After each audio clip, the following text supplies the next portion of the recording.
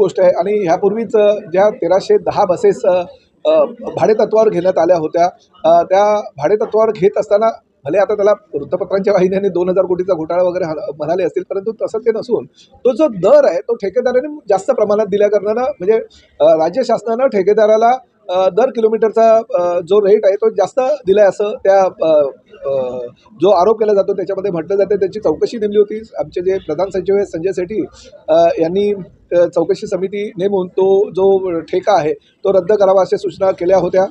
माननीय मुख्यमंत्र्यांनी आणि उपमुख्यमंत्री एकनाथ शिंदे साहेबांनी सुद्धा तो ठेका रद्द करणे क्रमप्राप्त आहे अशा मला सूचना केल्या होत्या। त्यामुळे तो ठेका तर रद्द करण्यात आला आहे, परंतु परिवहन मंत्री म्हणून मी एक निर्णय घेतला आहे की हे ठेकेदार जे भाडेतत्वावर बसेस MSRTCला म्हणजे एस टी महामंडळाला देतात त्यामध्ये एस टी महामंडळाचा तोटा होतो आणि ठेकेदारांचा फायदा होतो। त्यामुळे भविष्यामध्ये भाडेतत्वावरील बसेस घ्यायच्या नाही, उलट माझी जी परिवहन सेवा आहे ती सक्षम करण्यासाठी, माझी जी एस टी महामंडळ आहे ते सक्षम करण्यासाठी दरवर्षी 5000 बसेस याप्रमाणे 5 वर्षामध्ये 25,000 बसेस घेण्याचा प्रताप सरनाईकने एक मानस केलेला आहे। आणि निश्चितपणे राज्य शासनाकडून योग्य ते अनुदान मिळेल। आणि काही जे आम्ही सूचना केलेल्या आहेत की परिवहन सेवेची महसुलामध्ये वाढ होण्यासाठी जाहिरातीचं उत्पन्न किंवा आमचे पेट्रोल पंप जे आहेत ते BOTवर PPP तत्वावर काही इंडियन ऑइल किंवा रिलायन्ससारख्या कंपन्यांबरोबर टाईप करून ते कसे आम्हाला डेव्हलप करता येईल आणि त्यातनं रेव्हेन्यू कसा मिळेल यासाठी आम्ही प्राधान्यानं लक्ष देणार आहोत आणि त्या महसुलाच्या माध्यमातून एवढ्या बसेस आम्ही भविष्यामध्ये घेणार आहोत। 25,000 बसेस आल्यानंतर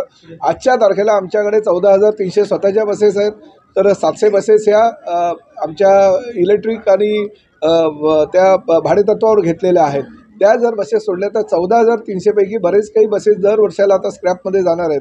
त्यामुळे दर वर्षाला जर 5,000 बसेस आमच्याकडे आल्या तर ह्या 14,300 पैकी जवळजवळ 70% स्क्रॅपमध्ये जातील आणि एक 25,000 ते 27,000 बसेस आम्हाला नव्या कोऱ्या मिळतील। त्यामुळे डोंगर दऱ्यांमध्ये पसरलेल्या ह्या महाराष्ट्रामध्ये शाळकरी विद्यार्थी असू द्या, आबालवृद्ध असू द्या, आमच्या महिला भगिनी असू द्या, प्रत्येकाला ह्या एस टी महामंडळाचा कसा किंवा एस टी सेवेचा कसा फायदा होईल यासाठी आम्ही प्राधान्य देणार आहोत। मीरा भाईंदर असू द्या किंवा ठाणे असू द्या, ह्या दोन्ही ठिकाणी असलेल्या इंदिराबाई सरनाईक हॉस्पिटलमध्ये मोठ्या प्रमाणात महाआरोग्य शिबिराचं आयोजन करण्यात आलेलं आहे। ठाणे मीरा भाईंदरमध्ये विविध ठिकाणी अनेक योजनासुद्धा आम्ही ह्या जयंतीच्या निमित्तानं सर्वसामान्य गरीब जनतेसाठी आखलेल्या आहेत। पण त्याचबरोबर एस टी म्हणजे परिवहन सेवेमध्ये आम्ही शिवसेना प्रमुख बाळासाहेब ठाकरे स्वच्छता अभियान राबवतोय।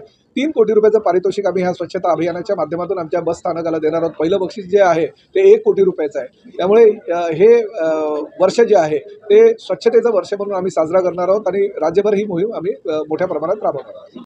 नाही, अजूनपर्यंत त्या बाबतीत काही निर्णय शासनानं घेतला नाही, परंतु ही गोष्टसुद्धा 100% खरी आहे की गेल्या अनेक वर्षापासून प्रवासी दरामध्ये किंवा एस टीची भाडेवाढ ही झालेली नाही। खरं तर दर वर्षाला CNGचा दर असू द्या दर वाढतो आहे, परत डिझेलचे दर वाढत आहेत। अशा वेळेस थोडीशी दरवाढ प्रत्येक वर्षी होणं आवश्यक आहे, परंतु गेल्या 3 ते 4 वर्षामध्ये दरवाढ झालेली नाही, परंतु त्या बाबतीतला अजून काही निर्णय आमच्याकडे आलेला नाही।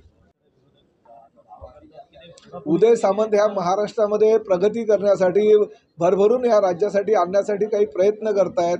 त्यासाठी ते आमच्या सगळ्या उद्योजकांसमवेत आज डावसला आहेत, परंतु काल संजय राऊतांनी आणि काही आमच्या विरोधी पक्षाच्या मित्रांना दिवसभर काही काम नाही अशा पद्धतीनं त्यांनी नवीन उदय होणार आणि आमचा अस्त होणार वगैरे अशा प्रकारे काही बातम्या छापलेल्या। त्यामुळे त्यांनी त्यांच्या अस्ताकडे बघावं। उदय सामंत असू द्या किंवा पूर्ण आमचे 60 आमदार असू द्या, एकलव्यासारखे आम्ही सगळेजण एकत्रितपणे एकनाथ शिंदे साहेबांच्या पाठीमागे ठामपणे आहोत। त्यांनी फक्त स्वतःच्या अस्ताचा विचार करावा, आमच्यामध्ये फाटाफूट पाडण्याचा कोणी प्रयत्नही करू नये। उदय सामंत एक खंबी तंबूप्रमाणे आदरणीय उपमुख्यमंत्री एकनाथ शिंदे साहेबांच्या पाठीमागे आणि बरोबर ठामपणे आहेत। त्यामुळे बाकीच्या गोष्टींचा विरोधकांनी विचार करू नये। धन्यवाद।